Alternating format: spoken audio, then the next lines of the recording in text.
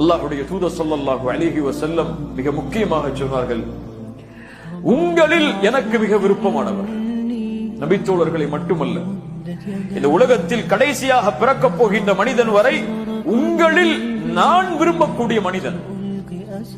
முக்கியமான விஷயம் கேளுங்க. நாளை மறுமையில் என்னுடைய இருப்பிடத்திற்கு அருகில் தங்களுடைய இருப்பிடத்தை ஆக்கிக் கொள்ளக்கூடியவர்.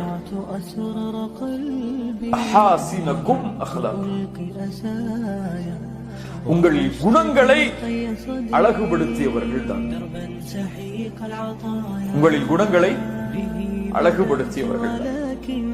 அடிக்கடி சொல்லக்கூடியதுதான்.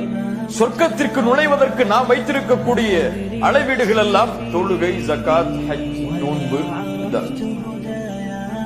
உள்ளத்தில் ஆழமாக பதிய வைக்க வேண்டும். இந்த தொழுகை, இந்த நோன்பு, இந்த ஹஜ், இந்த ஜகாத், அல்லாஹ்வுடைய மார்க்கத்தில் நாம் பேணக்கூடிய ஹலால் ஹராம் எல்லாம் வீணாகிவிடும்.